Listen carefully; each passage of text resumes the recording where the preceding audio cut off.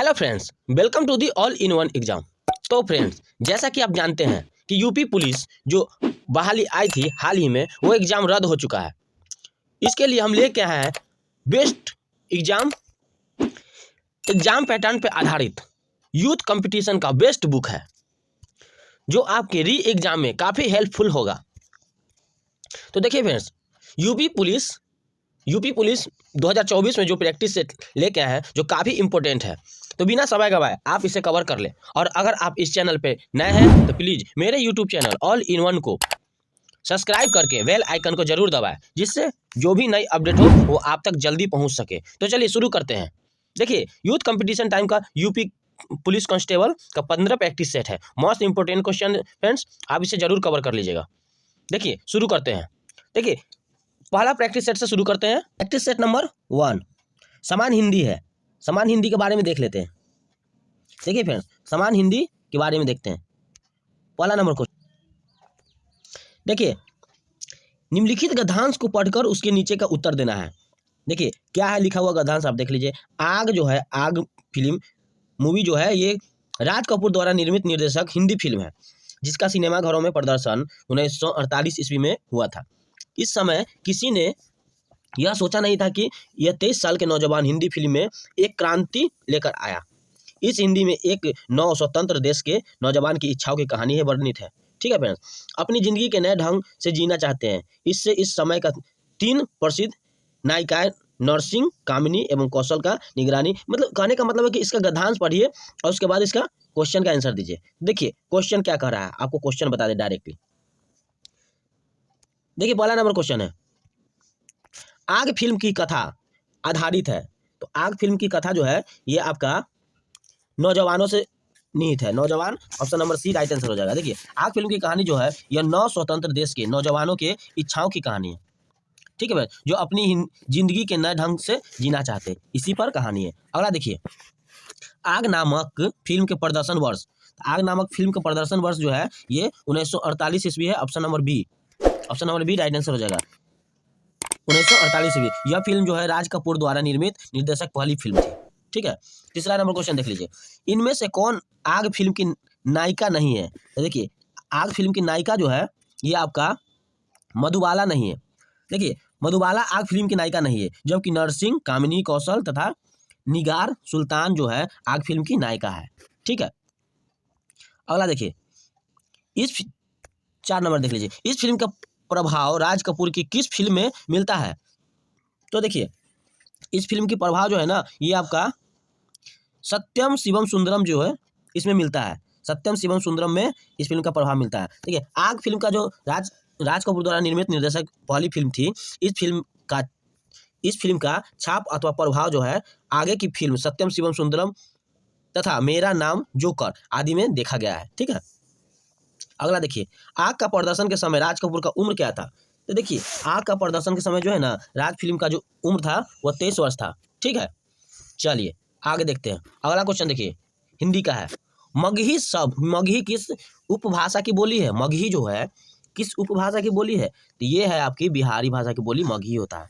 देखिए, मगही जो है बिहारी उपभाषा की बोली है। बिहारी उपभाषा के अंतर्गत जो है भोजपुरी, मैथिली बोली जाती है। ठीक है, चलिए अगला क्वेश्चन देखिए। रावण सिर सरोच बनचारी चली रघुबीर सिली मुखधारी।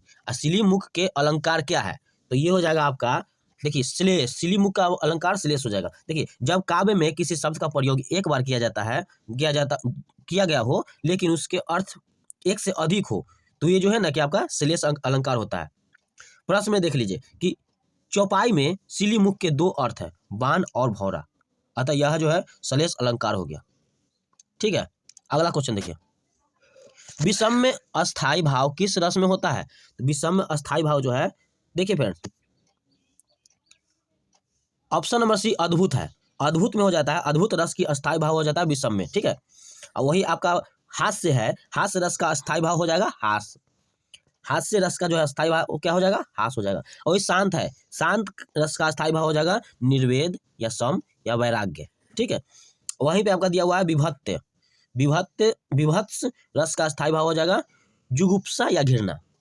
ठीक है, चलिए अगला क्वेश्चन देखिए, गुरु गोविंद दोरु खरे काके लाए पाए, बलिहारी गुरु आपनो गोविंद दियो बताए।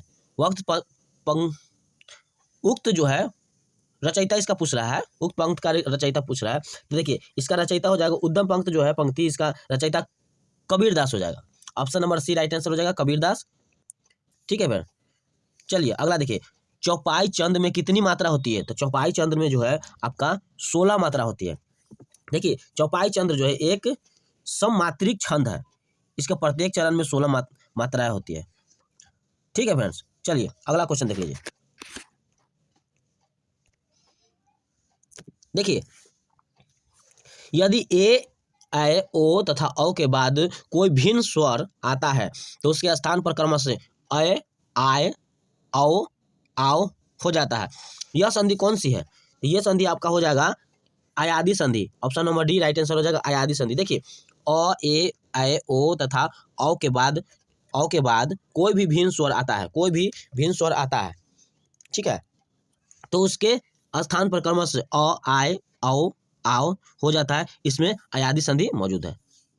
अगला क्वेश्चन देख लीजिए, 1 से 6 तक जो क्वेश्चन है इसमें आपका उपकरण के बारे में बताना है। देखिए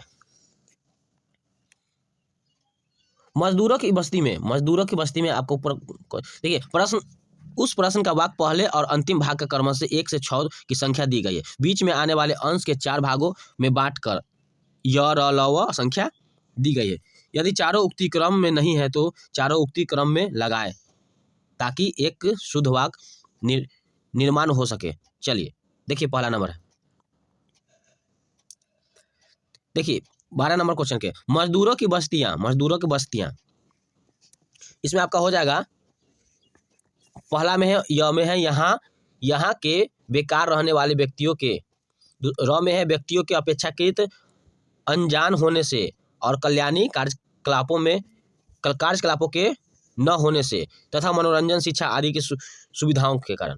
देखिए बिगड़ने की संभावना रहती है, तो इसमें आपका हो जाएगा option number A right answer हो जाएगा। ऑप्शन नंबर ए जो है इसका राइट आंसर हो जाएगा। देखिए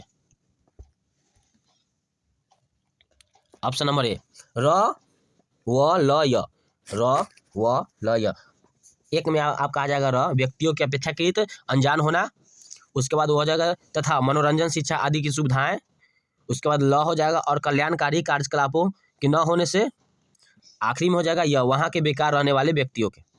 ठीक है, इसका राइट आंसर हो जाएगा ऑप्शन नंबर ए। चलिए अगला क्वेश्चन देखिए,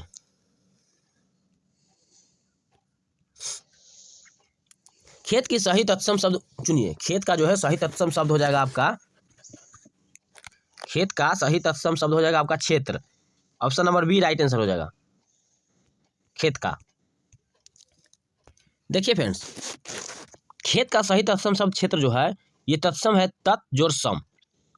ठीक है, तत् जोड़ सम, तत्सम होता है क्षेत्र जो है ऑप्शन बी। इसमें देखिए इसके समान अर्थात संस्कृत का सामान्य जो है हिंदी के अनेक शब्द से जुड़ा हुआ है। ठीक है, इसी रूप का प्रयोग करते हैं। अतः देखिए संस्कृत के ऐसे शब्द हैं जो ज्यों के त्यों प्रयोग में लाते हैं, तत्सम शब्द को तत्सम शब्द कहलाते हैं। जैसे अग्नि, वायु, पत्र, सूर्य आदि ये सब जो है कि आपका तत्सम शब्द है।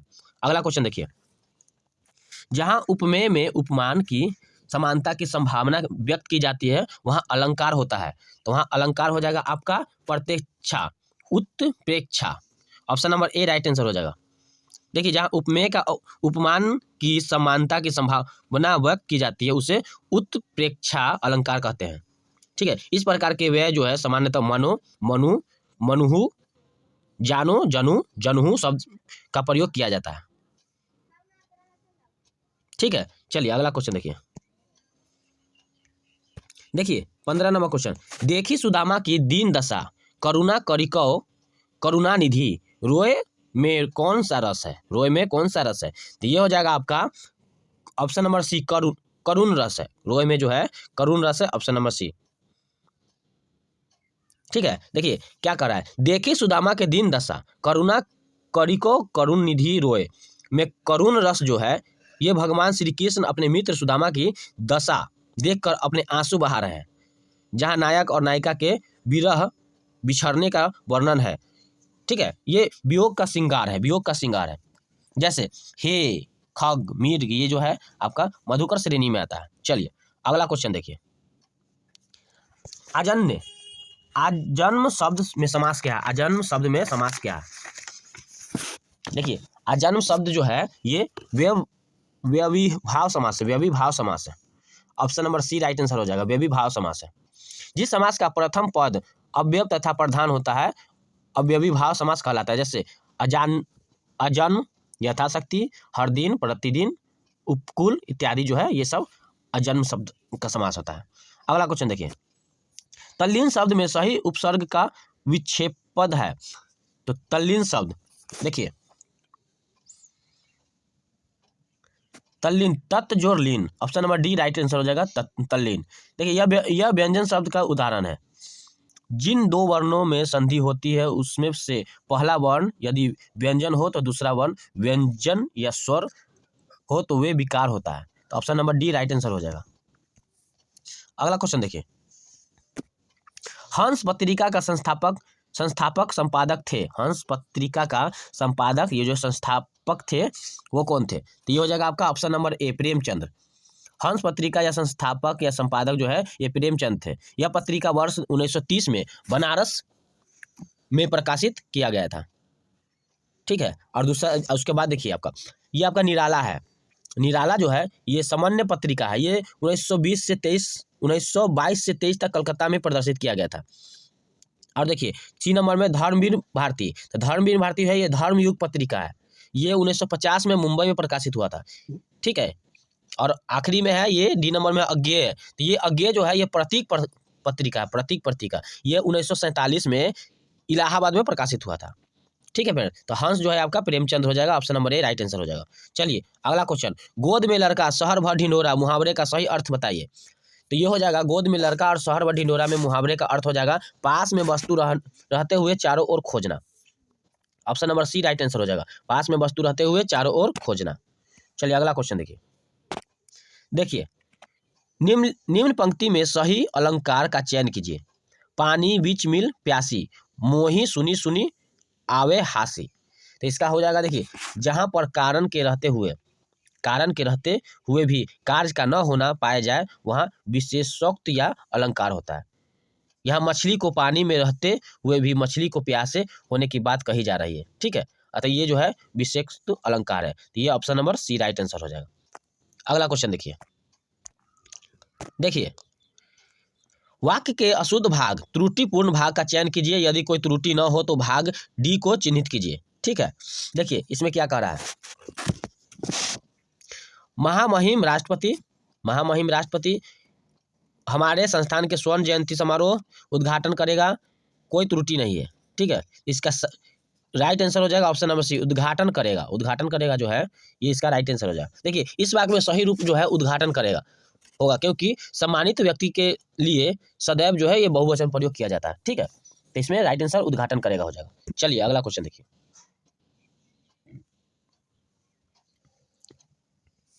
देखिए 22 नंबर क्वेश्चन देखिए। निम्न में से कौन सा लुटेरा शब्द में प्रयुक्त प्रत्यय है? लुटेरा, तो लुटेरा में हो जाएगा आपका देखिए एरा, लुटेरा, एरा जो है ये हो जाएगा। लुटेरा में एरा जो है प्रत्यय है। एरा प्रत्यय वाले अन्य शब्द जैसे देखिए चितेरा, बटेरा, सपेरा, कैसेरा इत्यादि जो है ये सब एरा में आता है। तो इसका राइट आंसर ए हो जाएगा। अगला देखिए रीत्यनुसार शब्द की संधि विच्छेद क्या होगी? रीत्यनुसार। तो इसका संधि विच्छेद हो जाएगा आपका रीति जोड़ अनुसार, रीति जोड़ अनुसार। ठीक है, रीत्यनुसार का संधि विच्छेद हो जाएगा रीति जोड़ अनुसार। चलिए अगला क्वेश्चन देखिए। निम्नलिखित शब्दों में से हनुमान का पर्यायवाची शब्द कौन सी है? तो हनुमान का पर्यायवाची शब्द हो जाएगा राम भक्त। राम भक्त, यहाँ देखिए हनुमान का पर्यायवाची शब्द हो जाएगा आपका देखिए महावीर, कपिस, रामदूत, मारुति नंदन, बजरंगी, पवन सूत्र, पवन कुमार, कपीश्वर आदि जो है ये राम भक्त की पद बोधक है। ठीक है, ये सारी राम भक्त के पद बोधक है। तो यहाँ यहाँ पे दिया हुआ आपका राम भक्त। Option number C right answer हो जाएगा।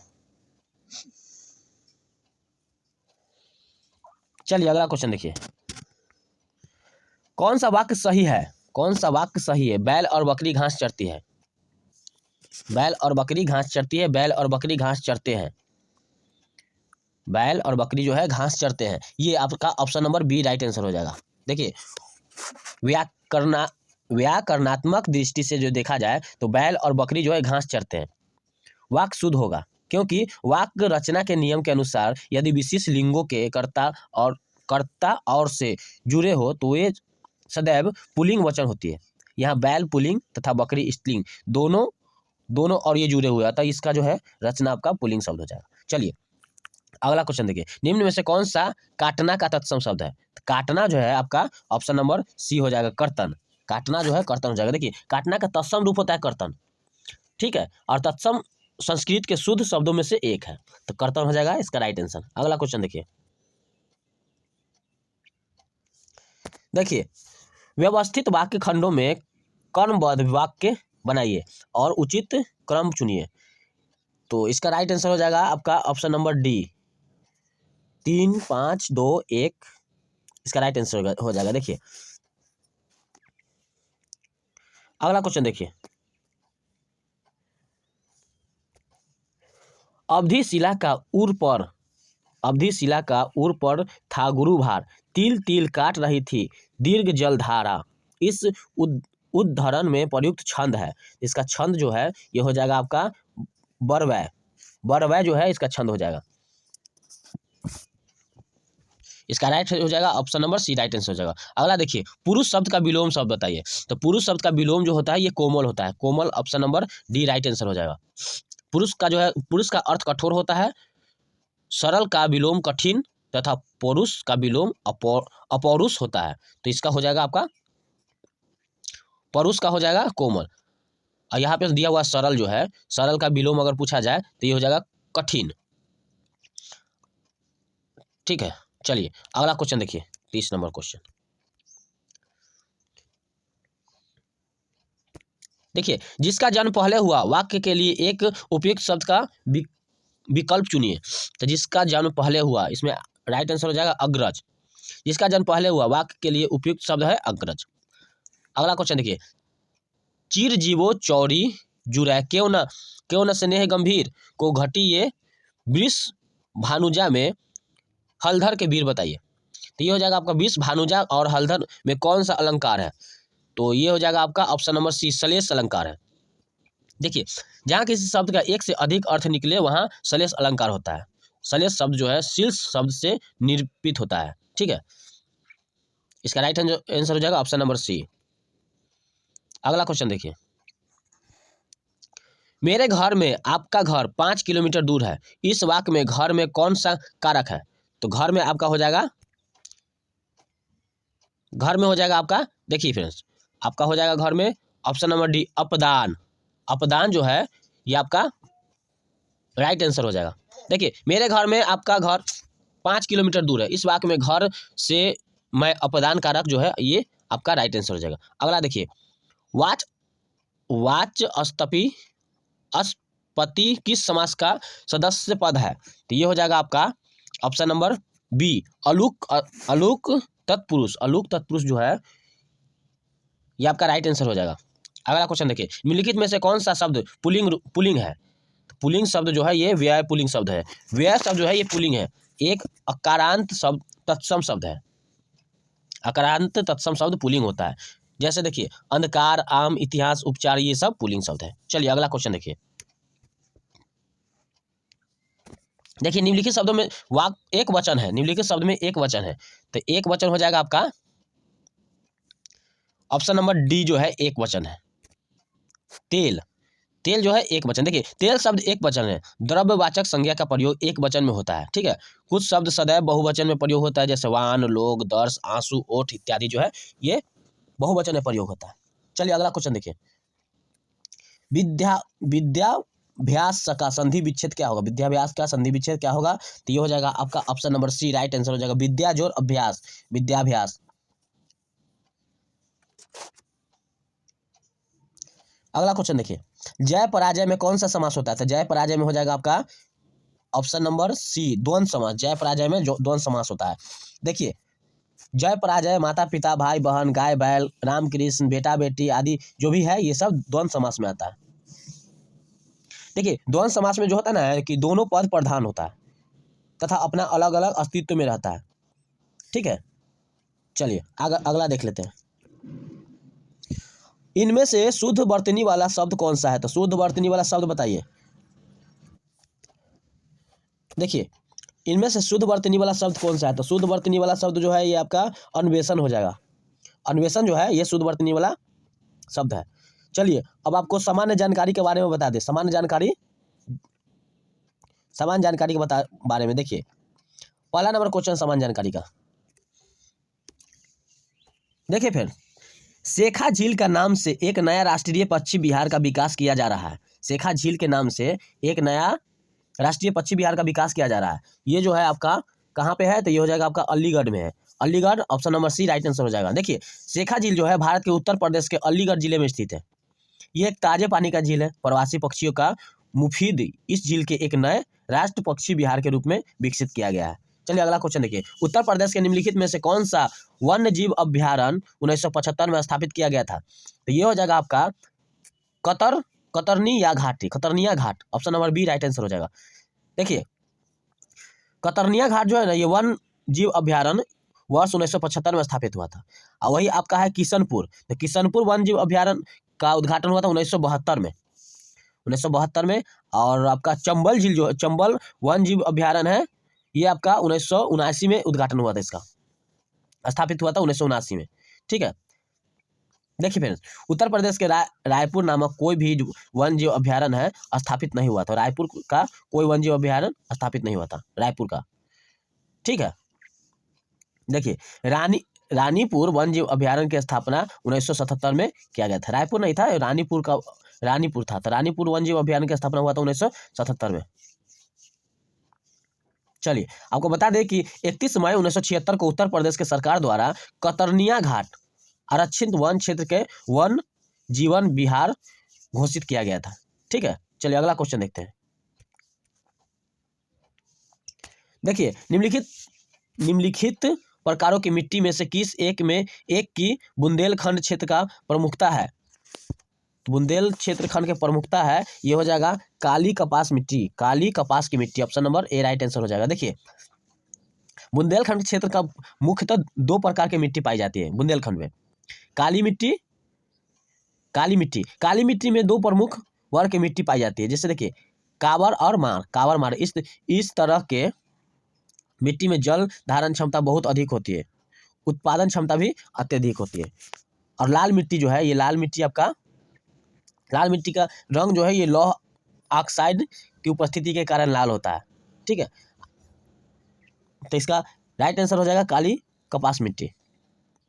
चलिए अगला क्वेश्चन देखिए, बुंदेलखंड आर्थिक क्षेत्र में जनपदों की संख्या है। बुंदेलखंड आर्थिक क्षेत्र में जनपदों की संख्या है, तो ये हो जाएगा आपका ऑप्शन नंबर सी 7।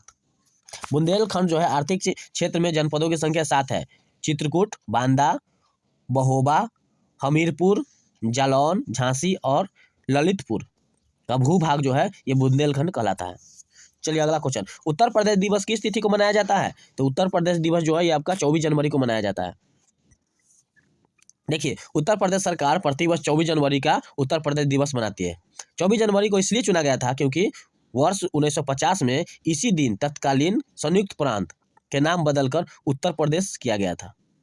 ठीक है, और वर्ष 2018 में उत्तर प्रदेश सरकार ने प्रथम बार 24 जनवरी को उत्तर प्रदेश दिवस के रूप में मनाया था। चलिए अगला क्वेश्चन देखिए, मई 2023 में बोला अहमद टिनूब किस देश के नए राष्ट्रपति के रूप में शपथ ग्रहण किया था? ये हो जाएगा आपका Nigeria, option number A right answer हो जाएगा। देखिए, मई 2023 में बोला अहमद टिनूब जो है नाइजीरिया के नए राष्ट्रपति के रूप में शपथ ग्रहण किया था। इन्होंने महमूद बुहारी के स्थान लिया था। अगला देखिए, स्वदेशी रूप से विकसित भारी बिजनी पाटपीरो का समुद्र के भीतर सफल परीक्षण किया गया था। इस टारपीडो का नाम क्या है? तो इस टारपीडो का नाम हो जाएगा आपका वरुणाशास्त्र। देखिए 6 जून 2023 को स्वदेशी रूप से विकसित हुआ था ये वजनी टारपीडो। देखिए वजनी टारपीडो का समुद्र के भीतर सफल परीक्षण किया गया था। इसका नाम जो है बर्नासात रखा था। यह बीजांग स्थित नौसेना विज्ञान और तकनीकी प्रयोगशाला NSTL द्वारा विकसित किया गया है। अगला क्वेश्चन देखिए जून 2023 में मुख्यमंत्री योगी आदित्यनाथ ने प्रधानमंत्री PM स्वनिधि योजना के 3 वर्ष पूर्व होने के अवसर पर कहा स्वनिधि महोत्सव का शुभारंभ किया था। तो ये हो जाएगा आपका option number B, right answer हो जाएगा गोरखपुर राइट आंसर हो जाएगा। देखिए फ्रेंड्स 5 जून 2023 को जो है ना मुख्यमंत्री योगी आदित्यनाथ ने स्वनिधि योजना के 3 वर्ष पूर्व पूर्ण होने के अवसर पे गोरखपुर में जो है ये स्वनिधि महोत्सव का शुभारंभ किया था। ये योजना जो है रेहड़ी पट्टी वाले के ऋण देने से संबंधित है। ठीक है, अगला क्वेश्चन देखिए। भारत में वैदिक सभ्यता डैश के नदियों को विकसित हुई थी।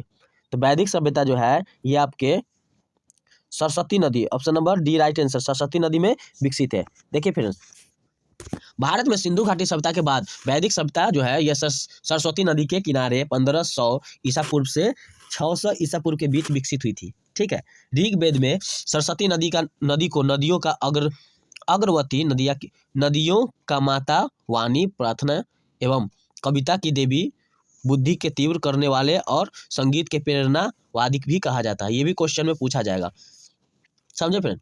अगला देखिए सरस्वती देवी ऋग्वेद के सबसे पवित्र नदी मानी जाती थी। इसे नदी माता या नदी की माता भी कहा जाता है। सरस्वती नदी जो है अब राजस्थान के रेगिस्तान में विलीन हो गया है। सरस्वती नदी अब राजस्थान के रेगिस्तान में विलीन हो गया, ये अब है नहीं। चलिए अगला क्वेश्चन देखिए। मालिक इख्तियार उल दीन अल-तुनिया ने रजिया सुल्तान के निम्नलिखित में से किस किले में कैद किया गया था? ये हो जाएगा आपका ऑप्शन नंबर डी, बठिंडा के किला मुबारक में, बठिंडा का किला मुबारक में कैद किया गया था। देखिए भारत के प्रथम महिला शासिका रजिया सुल्तान के उसके विद्रोही सेनापति मलिक इख्तियार उल दीन जो है अल-तुनिया में बठिंडा के किले में कैद किया था। रजिया सुल्तान जो है सल्तनत काल के गुलाम वंशी शासक इल्तुतमिश की पुत्री थी। रजिया के शासन काल जो है ये आपका 1236 ईस्वी से 1240 ईस्वी तक रहा था। अगला क्वेश्चन देखिए। मध्यकालीन सूफी परंपरा के संदर्भ में बौली शब्द का क्या अर्थ है? तो बौली शब्द का अर्थ है आपका संत। देखिए मध्यकालीन सूफी परंपरा के संदर्भ में बौली शब्द का अर्थ है संत होता है। सूफी मत की बुनियाद जो है ये आपका सिद्धांत प्रेम से है। ठीक है, और सूफी सिलसिला जो है इस्लाम की ही एक परंपरा है। चलिए अगला क्वेश्चन देखिए।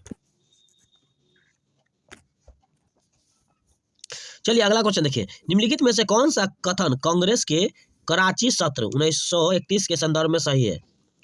तो इसका राइट आंसर हो जाएगा ऑप्शन नंबर ए, गांधी इरविन संधि की पुष्टि हुई थी। गांधी इरविन संधि की पुष्टि हुई थी। Option number A right answer हो जाएगा, गांधी इरविन संधि की पुष्टि हुई थी। देखिए फ्रेंड्स कांग्रेस का जो है ना विशेष अधिवेशन मार्च 1931 ईस्वी में सरदार वल्लभ भाई पटेल की अध्यक्षता में कराची में हुआ था। ठीक है, कराची अधिवेशन में पूर्ण स्वराज की साथ गांधी इरविन पैक्ट की स्वीकार भी किया गया था। इस अधिवेशन में मौलिक अधिकार और कर्तव्य शीर्षक प्रदर्शन भी किया गया था। ठीक है, इसी समय जो है गांधी ने कहा था कि गांधी मर सकते हैं परंतु गांधीवाद नहीं मर सकते हैं। चलिए अगला क्वेश्चन देखते हैं। देखिए स्वराज पार्टी की स्थापना डैश द्वारा की गई थी। स्वराज पार्टी की स्थापना जो है किसके द्वारा किया गया था? तो ये हो जाएगा आपका ऑप्शन नंबर, देखिए स्वराज पार्टी की जो स्थापना हुआ था ये आपका हुआ था मोतीलाल नेहरू एवं चित्तरंजन दास द्वारा। ठीक है, देखिए स्वराज पार्टी की स्थापना 1 जनवरी 1923 को हुआ था। 1923 के देश बंधु चित्तरंजन दास तथा पंडित मोतीलाल नेहरू ने किया था। इस पार्टी का प्रथम अधिवेशन जो है इलाहाबाद के प्रयागराज में संपन्न हुआ था। इसके अध्यक्ष जो है ये थे आपका श्री आरदास थे। और महासचिव थे मोतीलाल नेहरू बने थे। ठीक है।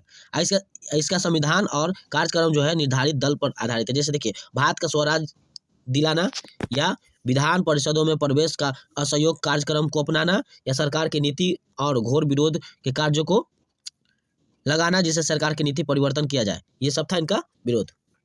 चलिए अगला क्वेश्चन देखिए, निम्नलिखित में से किसका अक्षांश नई दिल्ली के अक्षांश के 1 डिग्री के भीतर है? तो ये हो जाएगा आपका option number C right answer हो जाएगा, एवरेस्ट पर्वत जो है option number C right answer हो जाएगा। देखिए फ्रेंड्स, ढाका शहर जो है ये अक्षांशीय विस्तार है, ढाका शहर का अक्षांशीय विस्तार है 23.8103 डिग्री एन नॉर्थ पे, और वही आपका इस्लामाबाद शहर का अक्षांशीय विस्तार है 33.6844 डिग्री नॉर्थ में। हाँ, एवरेस्ट पर्वत जो है ये आपका 27.9881 डिग्री है, और ये नई दिल्ली है, नई दिल्ली का आपका 28.714 डिग्री है। अमरनाथ गुफा है ये 34.2157 डिग्री पर अवस्थित है। ठीक है। चलिए अगला क्वेश्चन देखिए, निम्नलिखित युग में से कौन सा युग पहाड़ी दर्रों के संदर्भ में सही है? तो पहाड़ी दर्रा के संदर्भ में सही होगा यह है आपका option number B right answer, Lipulekh Uttarakhand. देखिए, रोहतास जो है, रोहतास आपका हिमाचल प्रदेश में, लिपुलेख उत्तराखंड में है। यही आपका बोमीडीला जो है, ये अरुणाचल प्रदेश में है, और नाथुला दर्रा जो है ये आपका सिक्किम में है। ठीक है फ्रेंड्स, तो ये आपका राइट आंसर हो जाएगा लिपुलेख दर्रा उत्तराखंड में। चलिए अगला क्वेश्चन देख लेते हैं। देखिए फ्रेंड्स,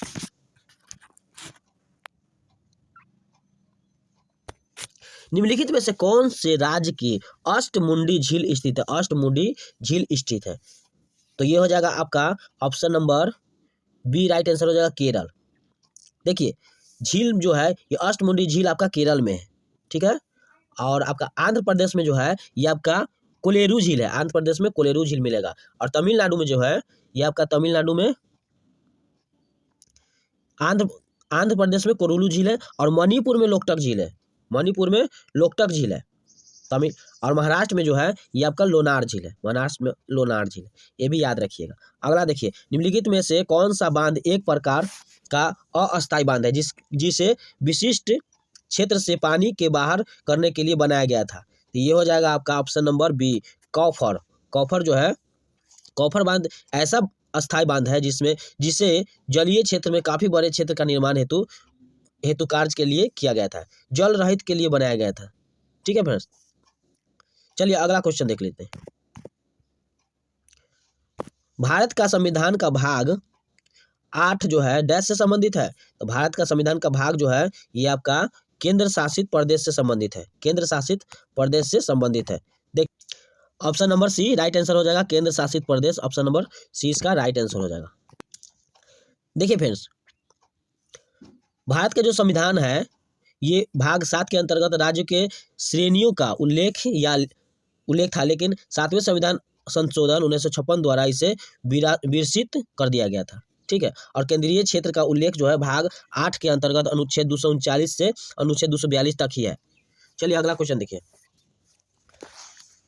भारतीय संविधान का अनुच्छेद डैश में कहा गया है कि सामाजिक और शैक्षणिक रूप से पिछड़े वर्गों के लिए एक आयोग होगा जिससे राष्ट्रीय पिछड़ा वर्ग आयोग के रूप में जाना जाएगा। तो ये हो जाएगा आपका option number D right answer हो जाएगा, अनुच्छेद 338 राइट आंसर हो जाएगा।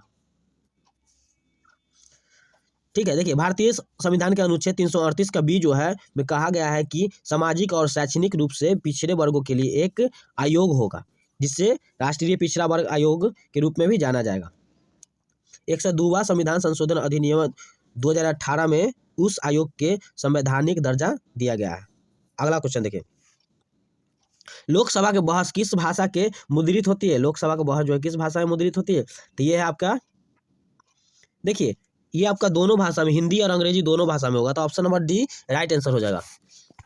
देखिए, लोकसभा का बहस जो है हिंदी और अंग्रेजी दोनों भाषा में मुद्रित है, भारतीय संविधान का अनुच्छेद जो 120 में कहा गया था कि संसद के कार्य जो है हिंदी या अंग्रेजी के लिए किया जाएगा, परंतु यथास्थित लोकसभा अध्यक्ष एवं राज्यसभा अध्यक्ष सभापति के किसी भी सदस्य को हिंदी या अंग्रेजी में अपनी अभिव्यक्ति नहीं कर पाता, इसकी मातृभाषा के संदर्भ में संबोधित किया गया था। ठीक है, अगला क्वेश्चन देखिए।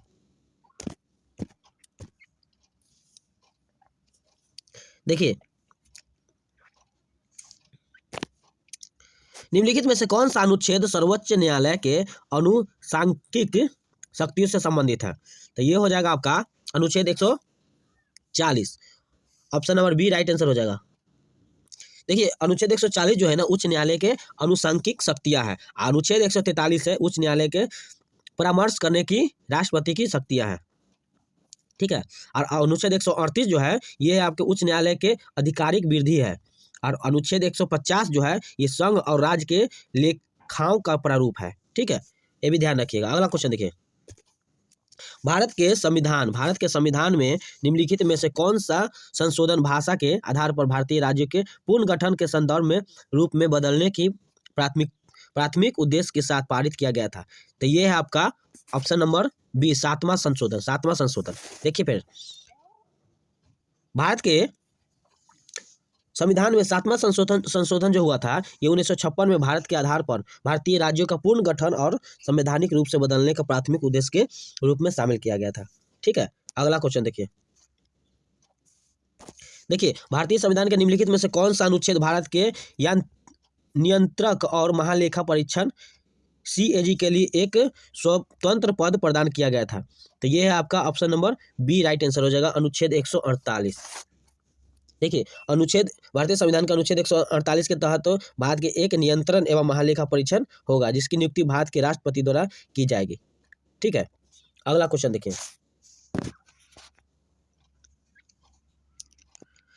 भारत में पहली बार वैज्ञानिक तरीके से राष्ट्रीय आय की गणना करने वाले अर्थशास्त्री कौन थे? तो ये थे आपके B K R B Rao.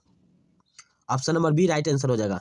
देखिए, भारत में प्रथम बार वैज्ञानिक तरीके से राष्ट्रीय आय की गणना करने वाले प्रमुख अर्थशास्त्री विजयेंद्र कस्तूरी रंगा वरदराजा राव, इसका पूरा नाम है, यही थे आपका। ठीक है, BKRB राव। देखिए फ्रेंड, जगदीश एन भक्ति एक भारतीय अर्थशास्त्री थे जिन्होंने अंतर्राष्ट्रीय व्यापार में अनुसंधान के लिए जाना जाता था।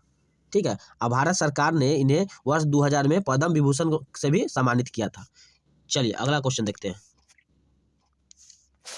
भारतीय अर्थव्यवस्था का वैश्विक क्या प्रदर्शित करता है? तो भारतीय अर्थव्यवस्था का वैश्विक जो है ये आपका ऑप्शन नंबर बी, दूसरे देशों के साथ, option number B right answer हो जाएगा, दूसरे देशों के साथ आर्थिक संबंध में कम से कम हस्तक्षेप करना है।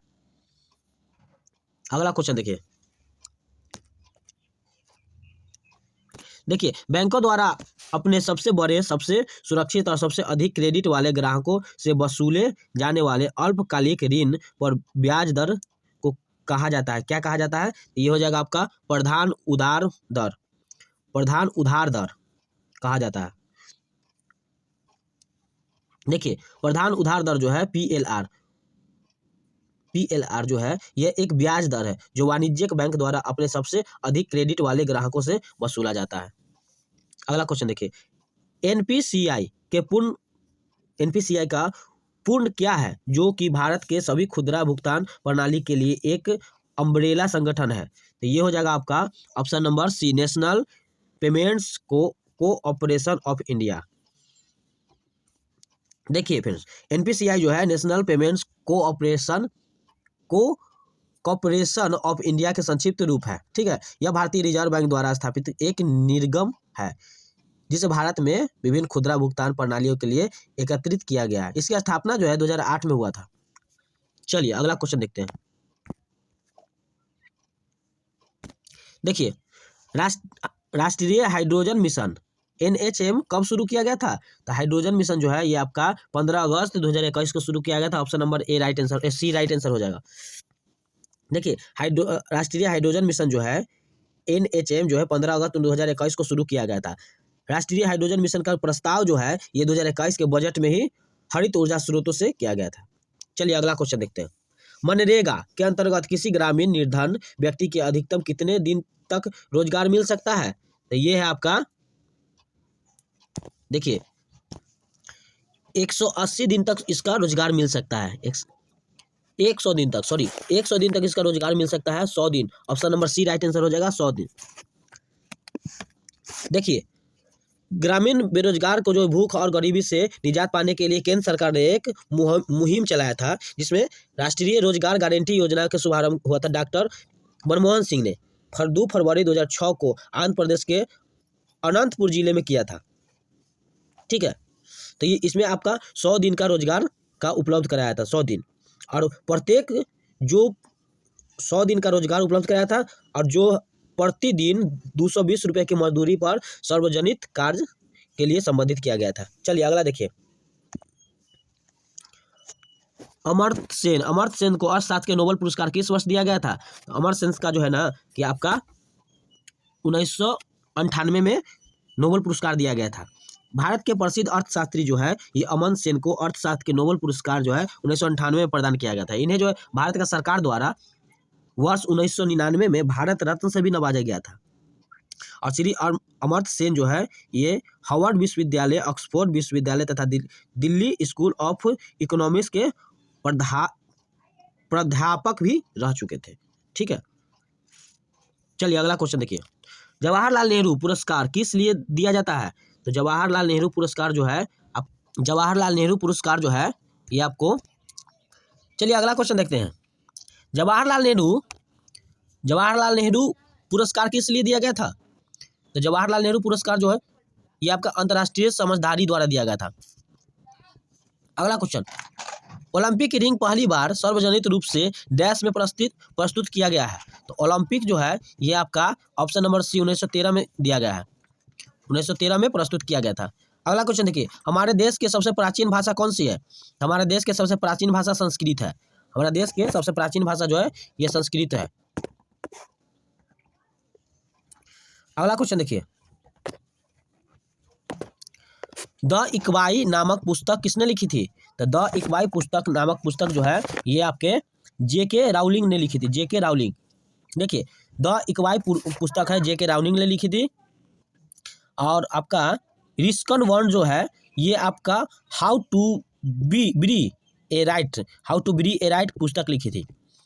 और ये आपका अनुपम खेर जो है, अनुपम खेर ये आपका your best day is today book लिखी थी। चलिए अगला क्वेश्चन, निम्नलिखित में से कौन सी श्रीलंका की पहली आधिकारिक भाषा है? तो श्रीलंका की पहली आधिकारिक भाषा हो जाएगा सिहनी। सिहनी जो है श्रीलंका के प्रसिद्ध आधिकारिक भाषा है। अगला क्वेश्चन, 1928 में किसने खोज की थी कि यह रंगीन प्रकाश किरण किसी द्रव में प्रवेश करती है तो उस द्रव द्वारा परिकिरणित प्रकाश का एक हिस्सा अलग रंग का हो जाता है? तो यह है आपका C.V. रमन, option number C right answer हो जाएगा, C.V. रमन ने खोज की थी। अगला देखिए,